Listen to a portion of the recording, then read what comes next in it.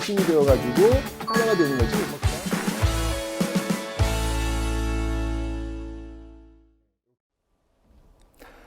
네, 안녕하세요 여러분들. 역사는 최태성 따단 빵.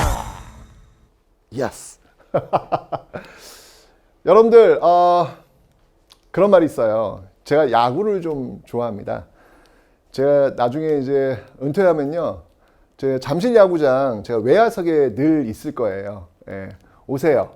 예, 오시면 제가 맥주 한 캔 제가 사드리겠습니다. 외야석에 제가 앉아 있을 겁니다. 늘. 네. 근데 야구는 인생 같아요. 진짜 야구는 끝날 때까지 끝난 게 아니다라는 말이 있습니다. 잘 나가는 팀이 어느 순간 갑자기 와르르르 무너지는 경우도 있고요. 참 힘들게 고전하다가 결국 마지막에 역전, 투런 홈런을 때리면서 게임을 뒤집는 그런 경우도 있고요. 그죠? 야구를 보면 저는 참 인생을 느끼는 것 같은데, 끝날 때까지 끝난 게 아니다. 그 사례가 역사에도 있어요, 여러분들. 자, 삼국, 고구려, 백제, 신라의 이야기를 지금부터 해볼 텐데요. 고구려는 어떤 나라입니까? 군사강국. 군사동맹. 군사강국 아니겠습니까? 백제는 어떤 나라입니까? 문화강국. 백제는 특히 중국과의 어떤 그 선진 문물의 어떤 교류가 활발히 됐기 때문에 굉장히 화려한 나라예요. 반면에 신라는 고립되어 있지 않습니까? 그 당시에 어떤 교역을 할 수 있는 루트 자체가 없어요. 그러니까 주로 고구려 쪽을 통해서 또는 백제를 통해서 뭔가 받아야 되는데 고립되어 있다는 얘기죠. 그러니까 쉽게 얘기하면 고구려, 백제, 신라에 비해서 신라가 굉장히 후진적인 그런 나라였다는 얘기죠. 공부를 못하면 꼴등이야! 공부 잘 못해! 근데 여러분 어떻습니까? 가장 후진적인 국가라고 생각했던 그 신라가 결국은 삼국을 통일합니다. 오늘 배울 내용의 스포일러 너무 잘 알고 있기 때문에 그런 거예요, 여러분들. 그죠? 여러분 인생이 지금 모습으로 끝까지 갈 거라고 생각하시면 안 됩니다. 지금 여러분들 혹시 굉장히 위축돼 있고 내가 할 수 있는 게 없는 것 같기도 하고 자신감이 없다 할지라도 그 모습이 여러분 인생의 끝까지 갈 거라고는 생각하지 마세요. 인생은 깁니다. 끝날 때까지 끝난 게 아닙니다. 고구려, 백제, 신라 중에서 가장 후진적인 나라로 평가받는 그 신라가 삼국을 통일했듯이 여러분들 역시 마찬가지로 이제 시작일 수 있습니다. 지금의 모습을 끝이라고 판단하지 마시기 바랍니다. 아시죠, 여러분들? 여러분들 인생 깁니다. 그 긴 인생에서 여러분들은 아주 짧은 시간, 그 시간에 머물러 있을 뿐입니다. 힘내시기 바랍니다. 강의 시작합니다.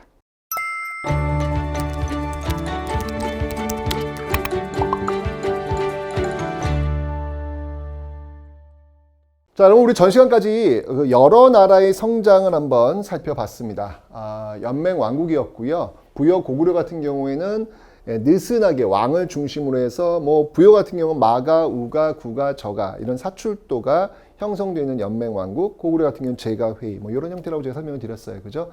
자, 이제 그 다음 단계. 여러 나라들이 있었잖아요. 이제 이합 집산하면서 계속 싸우겠죠.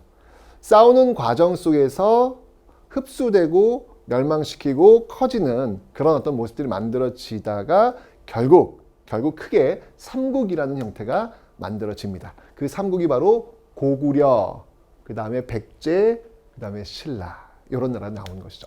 선생님! 이러면 이제 어떤 나라에서 이제 반론을 합니다. 아니 선생님, 나도 있어요. 왜 삼국이에요? 나도 있어요.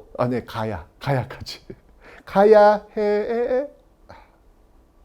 이런 거 하지 말랬어요. 죄송합니다. 네, 가야도 있습니다. 그래서 고구려, 백제, 신라, 가야. 어떻게 보면 이제 사국시대라고 해도 과언이 아닐 겁니다. 참 그래요. 왜 분명히 존재하고 있는 나라인데 왜 삼국이라고 하는지.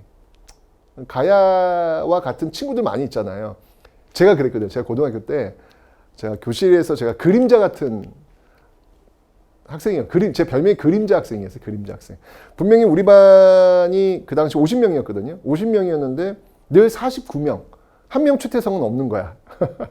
나도 분명히 50명인데 늘 49명끼리 움직여. 가야도 역시 그런 거 아닌가? 전 그래서 가야를 보면서 굉장히 그 뭔가 어떤 동질성을 느끼게 됩니다. 분명히 아니 고구려 백제 신라와 같이 거의 몇백 년 동안 같이 존재했는데 왜 가야는 빼고 삼국시대라고 해? 그죠? 가야도 기억해 주세요. 네. 어찌 본다면 가야처럼 사는 사람들이 훨씬 더 많은 그런 모습일 수 있잖아요. 그저 빛나고 두드러진 사람들만 기억하는 사회. 그 사회를 좀 더 극복할 필요가 있지 않을까라는 그런 생각이 듭니다. 앞으로 점점 그 다양성의 시대가 만들어지니까요. 그 다양성 모두를 인정해 주는 게 필요할 것 같습니다. 그래서 가야를 기억해 주십시오. 아셨죠? 네. 자, 먼저 여러분들 삼국 중에서 우리 고구려부터 한번 기억해 보도록 하겠습니다. 자, 고구려의 수도. 대표적인 수도가 이제 국내성이 있죠. 국내성은 그 압록강을 건너면 그 위쪽에 있는 곳인데 그 국내성에서 이제 나중에 이제 평양으로 도읍을 천도할 거예요. 도읍을 천도한 그 왕이 이제 장수하게 될 겁니다. 자, 어쨌거나 한번 쭉 보도록 할게요. 자, 다시 한번 얘기했지만 여러분들 왕들이 중요해요. 왕들 잘 보세요. 자, 초창기. 그러니까 여러분들 인생인 것 같아. 이게 지금 몇백 년 동안 지금 한 700여 년 이어지는 어떤 그런 모습이잖아요. 역사는 인생을 담고 있어요. 이렇게 아장아장 걸으면서 틀을 잡게 되고 그 틀 속에서 뭔가 도약할 수 있는 변화의 시기가 있어요. 그 변화의 계기가 있고요. 그러면서 정말 터닝 포인트가 되는 거지. 그러면서 정말 그 이전과는 전혀 다른 모습으로 나타나게 되고 그 모습으로 쭉 전성을 치고 나가는 거야. 예. 그러다가 이제 사라져야 되는 어떤 그런 시기. 예. 영원한 건 존재하지 않잖아요. 그죠? 사람도 마찬가지고 또 역사도 마찬가지인 것 같아요. 그렇죠. 역사라고 하는 게 사람들이 만들어낸 기록들이니까 당연히 역사는 사람을 닮을 수밖에 없을 겁니다. 자, 한번 살펴보세요, 여러분들. 그 각국의 나라들이 어떻게 돼 있는지. 똑같아요. 출발, 변화, 전성기, 쇠락기. 이렇게 이제 구성이 되고 있거든요. 자, 먼저 출발입니다. 자, 출발. 뭐 태조왕이 옥저를 정복했다. 아까 여러분 옥저동에 왕이 없었잖아요. 고구려 괴롭히니까. 대표적인 왕이 태조왕. 자, 그다음에 이제 고국천왕 때 이제 오부를 행정 단위로 바꾼다. 이게 무슨 말이냐면 여러분 그 앞 단위까지만 해도 여러분 오부족 연맹체였죠. 왕은 있는데 느슨하게 이제 여러 가들이 이렇게 연결되어 있는 5개의 부족 형태다라고 제가 설명드렸잖아요. 그죠? 이제 시간이 지나면서 이제 왕권이 강해지는 거예요. 왕권이 강해지면서 각각의 자치권을 회수하는 거예요. 왕들이 회수하는 거예요. 그래서 각각의 부를 이제 행정 단위로 연결해 버리는 거예요. 그러니까 지금 얘기하면 지금 대한민국이야. 대한민국인데 경상도 따로 놀아요? 전라도 따로 놀아요? 아니잖아요. 대한민국이란 틀 안에서 경상도와 전라도 존재하는 거잖아요. 그렇게 만들었다는 얘기예요. 고국천왕 때가 되면 이제 오부, 그 이전에 있었던 연맹체 느슨한 그런 모습들을 딱 하나의 고구려의 형태 속에서 그 5개의 부를 배치시키고 있다. 요 의미가 되겠습니다. 그리고 여러분 요거 기억해 주세요. 요건 시험에 잘 나옵니다. 진대법이라는 게 있어요. 진대법은 뭐냐면 특히 봄이 힘들어요. 이 한반도에서 살아갈 때 봄이 늘 힘듭니다. 왜냐면 가을 곡식이 떨어질 때가 봄이거든요. 이때 굶어 죽는 사람들이 나올 수밖에 없죠. 그걸 이제 정부가 곡식을 풀어 도와주는 거예요. 버틸 수 있도록 해주는 거예요. 그 제도. 지금도 여러분들 왜 기초수급 그 분들 이렇게 정부에서 사회에서 지원해 주시잖아요. 그 제도의 어떤 출발, 우리 역사상 기록상 출발이 바로 진대법이라는 거예요. 고구려 고국천왕 때 이 진대법, 을파소라는 사람에 의해서 만들어진 거거든요. 이 을파소라는 사람에 의해서 시행된 거거든요. 이 진대법이 바로 사회구휼제도, 복지라고 하는 표현은 좀 이 당시 좀 그렇고요. 사회구휼제도, 좀 이렇게 어려운 사람들 도와주는 그런 제도의 출발이 바로 진대법이라는 것을 기억하시면 되겠습니다. 무슨 법? 진대법. 근데 여러분들 내가 따라하라고 할 땐 따라해야 돼요. 여러분들 이 강의 볼 때 제일 안 좋은 태도가 뭔지 알아? 팔짱 끼고 이렇게 보는 거. 한번 해봐. 나가세요, 그럼. 나가세요. 그렇게 인강을 보는 건 시간 낭비거든요. 제대로 자세를 가지고 오세요. 공부를 하려면. 그냥 뜨악하니 이렇게 해가지고 그냥 해봐. 그러면 그냥 딴 거 하세요. 딴 거 하세요. 제대로. 자세 딱 갖고 제가 물어볼 때 정성껏 대답하세요.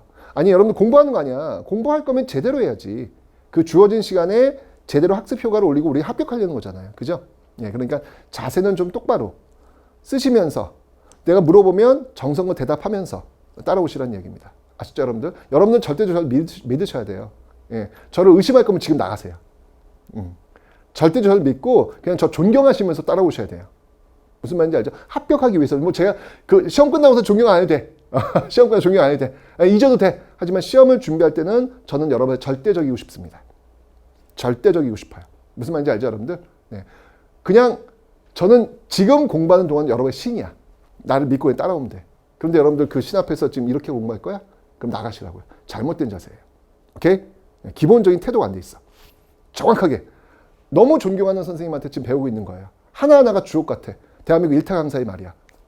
열심히 들으셔야 돼요. 무슨 말인지 알죠? 네, 끝나고 나서 잊어도 돼요. 오케이? 지금은 아닙니다.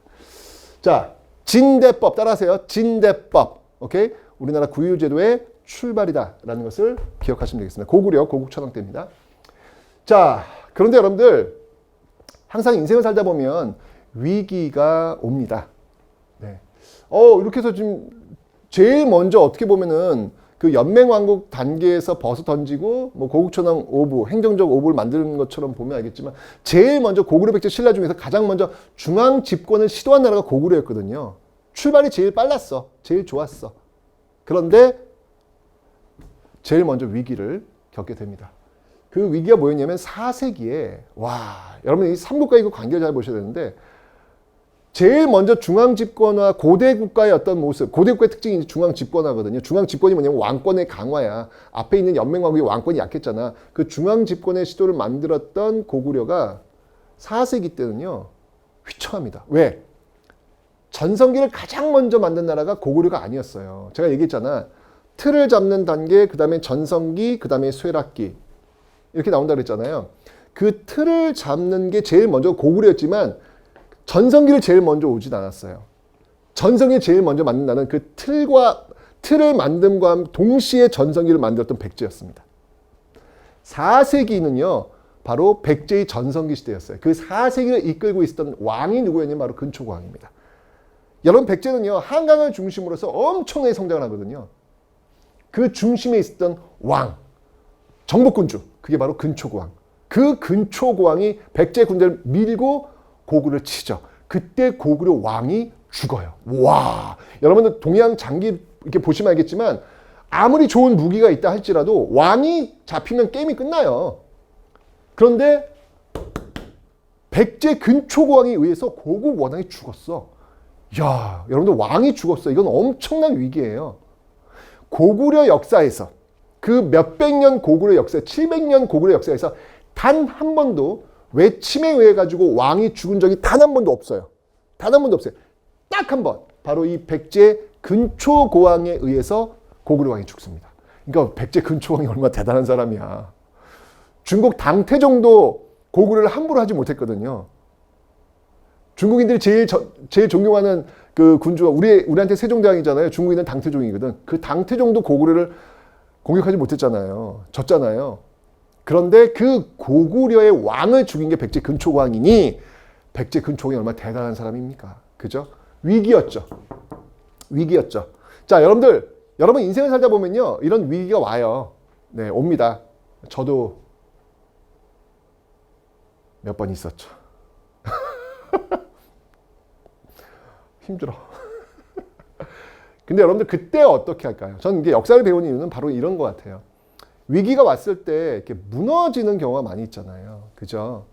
역사 속에서 그 위기를 어떻게 극복했는가에 대한 그 답, 이런 걸 좀 찾을 수 있지 않을까요? 자, 고구려, 지금 왕이 죽었어요. 이거는 절체절명의 위기야. 엄청난 위기야. 그 위기를 극복하기 위해서 도전한 사람이 있으니 그 왕이 바로 소수림 왕입니다. 여러분 기억하세요. 소수림 왕을 꼭 기억하세요. 고구려 소수림 왕. 이 소수림 왕이 그 위기를 극복하는 방법은 뭘까? 이걸 한번 우리 살펴볼 필요가 있다는 얘기예요. 왜냐면 그건 나한테도 적용될 수 있거든. 나한테 닥쳐온 그 위기를 극복하는 그 방법들은 도대체 어떤 방법이 있을까? 역사는 사람을 만나는 인문학이라고 했으니까 그 과거 사람들의 어떤 그 해법을 한번 보자는 얘기예요. 자, 고구려 엄청난 위기야. 백제 근초고왕의 공격으로 왕이 죽었어. 고국 원왕이 죽었어. 그때 등장한 왕이 소수림 왕이에요. 소수림 왕의 위기 극복의 해법, 그건 뭐였냐면 바로 변화였습니다. 이제까지의 고구려를 다 내려놓고 새로운 고구려로 환골탈퇴, 완전히 바꾸는 모습. 왜 하품해? 집중해야지. 왜 하품해? 집중. 자, 환골탈퇴하는 모습. 그 탈퇴하는 그 모습이 바로 소수림 왕, 변화였어요. 다 바꾸는 거예요. 바꿔. 모든 걸 다 바꿔. 별거 다 합니다, 지금. 자, 정말 다 바꾸는 거였어요. 대표적인 바로 불교의 수용이었습니다. 불교는 여러분 외래 종교예요. 이제까지 자신들이 갖고 있었던 그 의식 자체를 바꿔버리는 거예요. 불교수. 이게 얼마나 어렵습니까, 여러분들? 내가 익숙한 어떤 그 생각, 이거를 바꾼다는 게 얼마나 어려운 거예요. 그 다음에 율령반포. 이제까지 어떤 그 시스템, 이걸 다 바꾸는 거예요. 의식도 바꿨죠, 시스템도 바꿨죠. 율령은 이제 법이에요, 법. 율령반포하죠. 그 다음에 태학설립. 앞으로의 의지예요. 의지. 앞으로 공부하는 어떤 자세. 이 태학은 뭐냐면 유학이거든요. 유학은 뭐 기본적으로 왕에게 충성하라, 나라에 충성하라, 이런 걸 하는 거잖아. 의지의 모습. 그러니까 의식 바꿨죠. 그리고 시스템 바꿨죠. 그리고 의지 만들었죠. 이런 모든 것들을 다 변화를 시킨 거예요. 여러분 이게 안 와? 자, 그럼 여러분 한번 해보세요.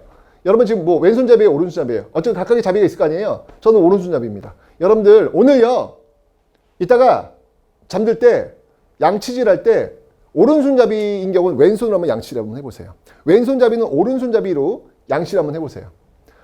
그게 얼마나 불편하고 어려운 건지 아시게 될 거예요.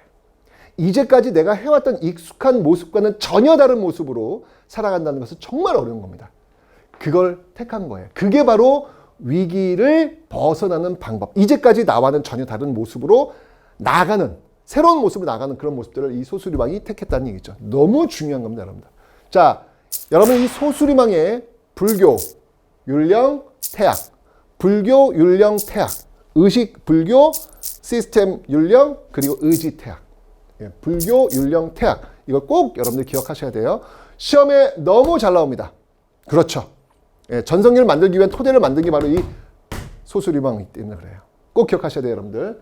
자, 그래서 바로 이런 변화, 이런 위기 속에서 그 변화를 수용하고 극복했기 때문에 전성기가 나오는 거예요. 여러분 광개토 태왕과 장수왕, 이게 바로 5세기 고구려의 전성기 아니겠습니까? 그 이름도 유명한 광개토 태왕과 장수왕이에요. 광개토 태왕 말 그대로 영토를 엄청나게 넓힌 왕이에요. 장수왕 그 오래 살면서 아버지가 만든 그 영광을 계속 유지시켰던 왕이에요. 고구려 광개토 태왕과 장수왕 정말 어마어마한 전성기를 만들었던 이 한반도 만주 지역까지 아울렀던 엄청난 역사를 만든 그 전성기 왕이 바로 광개토 태왕과 장수왕인데, 그 화려한 전성기의 모습만을 여러분 보시면 안 된다는 얘기예요. 그 화려한 전성기를 만들기 위해서 그 이전의 소수리왕이 정말 뼈를 깎는 변화의 모습이 있었다는 사실, 이걸 여러분 잊으면 안 돼요. 여러분 지금 전성기를 누리고 있는 사람들, 그 사람들 그냥 저렇게 화려한 모습일 것 같아요? 그렇지 않아요. 정말 뼈를 깎는 그런 노력들, 정말 고통스러운 어떤 그 시간이 있었기 때문에 지금 저 모습이 나오는 겁니다. 그걸 여러분들 그저 화려한 모습만을 그냥 여러분이 가져가려고 하시면 그거는 욕심이에요. 그건 불가능한 일이에요. 그래서 여러분 소수리망을 좀 보시라는 얘기예요. 소수리망이 어떤 이런 개혁이 있었기 때문에, 이런 변화가 있었기 때문에 바로 그 이후에 5세기 광개토 태왕과 장수왕의 전성기가 있었다. 인생 아니겠습니까, 여러분들? 이게 인생 아니겠습니까? 위기를 극복하는 어떤 그런 모습들. 오케이? 자, 광개토 태왕. 광개토가 뭐예요? 넓을 광자, 개척할, 토지를 개척하면서 넓게 개척한 그런 왕. 이름이 광개토야. 부동산 짱. 최고 부동산 개발. 아이고, 죄송합니다. 네. 어디 감히 광개토 태왕한테. 네. 어쨌건, 그만큼 영토를 넓힌 왕이었다. 자, 연호가 있습니다. 영락. 정말 진짜 멋지지 않습니까? 기쁜 그 모습들이 그냥 계속 펼쳐질 수 있는 어떤 그 영락이란 연호를 가지고 있는 광개토 태왕. 자, 이 광개토 태왕의 그 비석. 자, 사진 한번 볼까요, 여러분들? 네, 이 비석. 우와! 높이가 거의 7m 육박합니다. 여러분, 고구려 시대에 비석을 세운다라고 하면 이 정도는 세워야 비석이다라고 얘기합니다. 그러니까 스케일이 달라. 우리랑 스케일. 와, 이게 이거 말이 됩니까, 여러분들? 예, 어마어마한 비석. 예, 고구려인들 스케일이에요. 자, 그리고 여러분들, 이 고구려 광개토탕의 영향이 얼마나 컸냐면, 당시에 신라의 외가 쳐들어오거든요. 그 외를 그냥 단방에 단방에, 네 놈! 하고 혼내준 게 또 광개토탕 아니겠습니까? 그러니까 이 한반도를 그냥 다, 그냥 그 영향권에 주었던 그 왕이 바로 광개토태왕이에요. 그래서 신라에서는 얼마나 광개토태왕이 얼마나 고맙겠어요. 자기 무너질 뻔했는 나라를 도와줬으니까. 그래서 그 광개토태왕의 그 이름이 들어간 네, 그런 그릇, 이게 호우명 그릇이거든요. 그거를 이제 무덤에 묻기까지 하죠. 네. 여러분들 뭐 집에 대통령이 그 설날 추석 때 이렇게 선물 오면 그 사진 찍어가지고 이렇게 올리기도 하잖아요. 그죠? 안 해? 별로 안 좋아해? 그럼 뭐 호불호가 달라지니까 어쨌건 간에 뭐 이 당시에 광개토태왕의 이름이 딱 새겨진 예, 그런 그릇 무덤에 딱 여기 발견된 거죠. 호우명 그릇. 신라에서 이거 경주에서 발견해요. 경주에서 예. 경주에서 저 고구려 광개토태왕의 이름이 딱 나올 정도면 얼마나 연예에 셌다는 얘기예요. 이름 대단해. 그죠? 예, 그 신라의 침략. 여러분, 그 신라의 침략 외를 격퇴하는 과정 속에서 어디까지 갔냐면 그 고구려 군대가 저기 경상남도 가야까지 가요. 가야까지. 와, 정말 이 말 달리면서 그냥 거기까지 간 거야. 그래서 거기 가가지고 거기 그 외들이 그 일본 외가 어디로 도망갔냐면 그 당시 금관가야라고 이렇게 경상남도 예, 지금의 이제 그 김해 쪽이죠. 김해 쪽 그쪽에 도망갔거든요. 거기까지 그냥 이 고구려 군대가 추격을 해가지고 그냥 박살을 냈죠. 박살. 그 박살내는 과정 속에서 그 금관가야도 휘청할 정도로. 그러니까 이 당시 5세기에 고구려 군대가 떴다라고 하면은 뭐 벌벌 떠는 거죠. 예, 엄청난 위력을 자랑했던 게 바로 이 고구려 군대였다. 와, 대단하네. 신라에 쳐들어온 외도 격퇴시켜줘. 그 외를 추격하는 과정 속에서 금관과야가 쇠퇴하기까지. 군대 한번 떴다고 이 엄청난 영향력이 지금 보여주고 있는 겁니다. 이게 바로 광개토 시대인데 다시 한번 이런 엄청난 광개토 시대를 만들었던 건 바로 그 이전에 소수림왕의 그 변화와 개혁의 그 뼈를 깎는 고통이 있었기 때문에 가능했다는 것 제발 좀 기억하자. 오케이. 자, 그의 아들 장수왕입니다. 장수왕이 이 아버지의 영광을 기리기 위해서 그 아버지의 비, 광개토 비를 세우죠. 네. 자, 그리고 이 장수왕은요, 도읍을요, 국내성에서 평양성으로 천도합니다. 왜? 바로 남쪽으로 밀고 내려가기 위해서였습니다. 아버지가 이 만주 쪽 쭉쭉쭉 올라가고 남쪽 좀 내려왔거든요. 더 밀고 내려가기 위해서 도읍을 국내성에서 평양으로 옵니다. 자, 여러분 중요해요. 이거 시험에 너무너무 잘 나옵니다. 장수왕이 국내성에서 평양으로 도읍을 천도했다라고 하는 건 너무너무 중요해요. 장수왕이 국내성에서 평양으로 천도했다는 건 너무너무 중요해요. 왜냐면 이거 시험에 진짜 잘 나옵니다. 왜? 이 장수왕의 선택이 나비 효과가 되어가지고 주변국에 미친 영향이 엄청 크거든요. 그래서 시험에 가장 잘 나오는 파트예요. 자, 장수왕이 국내성에서 평양으로 천도해서 남하 정책을 추진한다. 그 과정 속에서 결국 백제의 수도, 백제는 여러분 한강에서 출발했잖아요. 그 백제, 온조가 세운 그 백제가 결국은 도읍을 빼앗기고 웅진, 공주, 지금의 공주 쪽으로 천도하게 되는 배경. 와우, 장수왕이 남하했어. 그 결과 백제 한성이 불타고 웅진으로 천도했어. 그러면서 신라와 백제는 더욱더 동맹을 강화했어. 나제의 동맹이 더욱더 강화됐어. 이런 어떤 모습들, 장수왕의 남하 정책이 미친 그 나비 효과, 백제의 도읍천도, 한성에서 웅진, 그리고 나제 동맹의 더욱더 강화, 이런 모습들이 지금 나타나고 있다. 그만큼 장수왕의 남하 정책은 이 한반도에 엄청난 변화를 가져오게 되었다. 그래서 시험에 잘 나와요. 오케이? 꼭 기억하기. 제일 시험에 잘 나오는 파트입니다. 장수왕의 남하 정책이 주변국에 미친 영향. 오케이? 꼭 기억하기. 자, 그러면서 여러분들 쭉쭉 밀고 내려가서 충주까지 내려갔어요. 충주에 고구려비가 세워질 정도로 엄청나게 밀고 내려왔다. 이러면서 백제 공격했고, 아까 얘기했죠? 예, 백제의 그 계로왕이 전사합니다. 계로왕. 백제의 계로왕이 괴롭게 죽었어요. 미치겠다. 얼굴 시뻘개지네. 계로왕. 네. 고국 원왕은 고구려국에서 원통하게 죽은 왕, 근초고왕에 의해서. 자, 여러분들, 고대 왕들의 그 의무가 뭔지 아세요? 복수하는 거예요. 복수하는 거예요. 지금은 사실 복수라고 하는 개념은 조금 약간 좀 좀 그렇잖아요. 그죠? 포용하고 해야 되는데 이 당시의 의무는 복수하는 거예요. 백제 근초광이 고구 원왕을 죽였잖아요. 그러면 고구려의 그 이후의 왕들은 반드시 백제왕을 죽여야 되는 거예요. 복수를 해야 되는 거예요. 그 복수를 누가 했다? 장수왕이 한 거죠. 장수왕이 바로 백제왕 계로왕을 죽인 겁니다.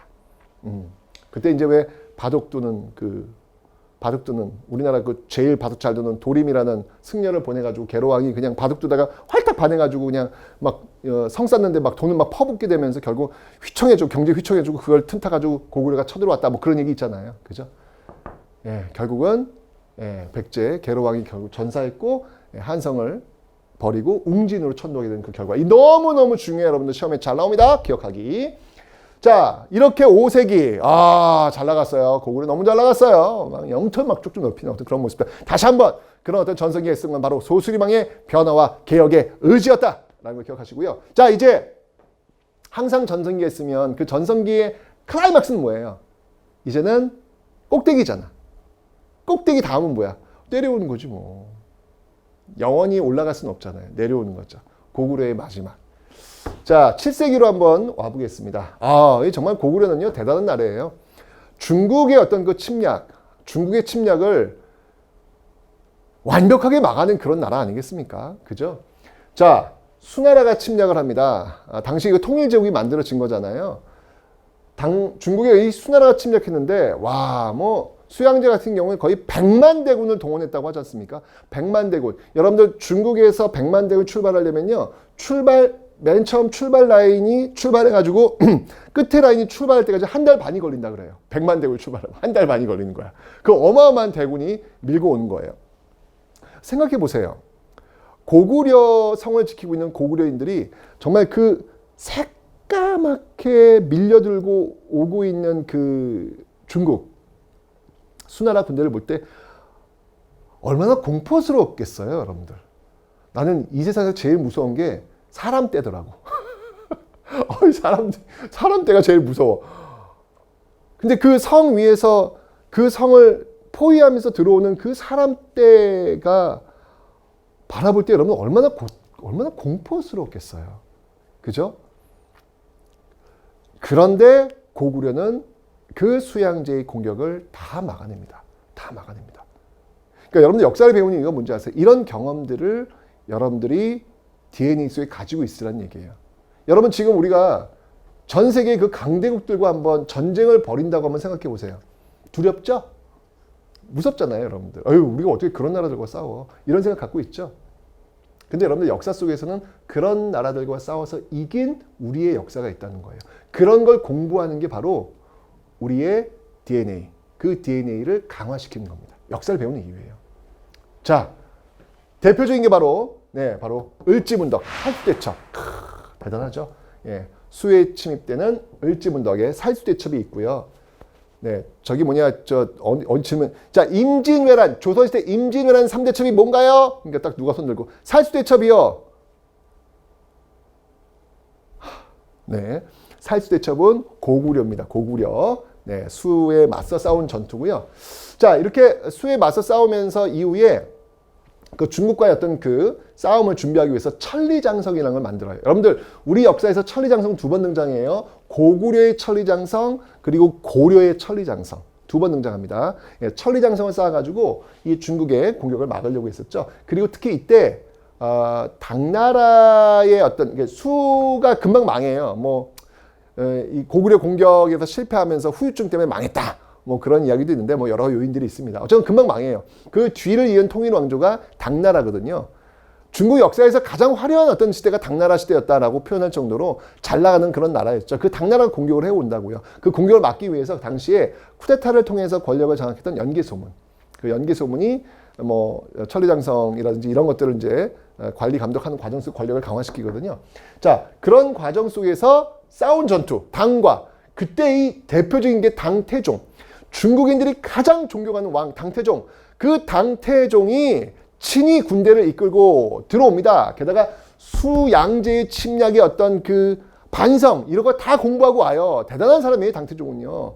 만만한 사람이 아니에요. 수양제는 좀 어떻게 보면 허세가 있는 그런 왕이었기 때문에 우리가 이길 수 있는 그런 허점들이 많이 있다면 당태종은 그런 사람이 아니에요. 정말 완벽하게 준비를 하고 온 사람이에요.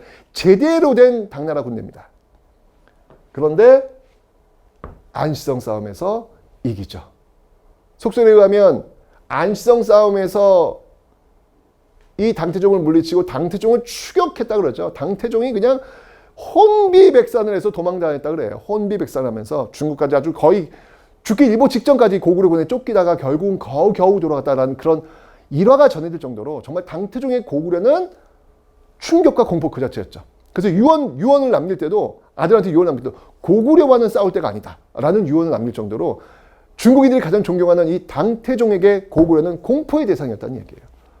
와, 진짜 이런 역사가 있습니다, 여러분들. 네. 압도적이죠. 수나라, 당나라 압도적 군사를 갖고 있죠. 그 사람 숫자만 해도 얼마나 많습니까? 그럼에도 불구하고 이겨낼 수 있는 그 힘이 우리 역사에 있다는 사실, 그 사실을 여러분들 꼭 좀 기억하시면 되겠습니다. 됐죠?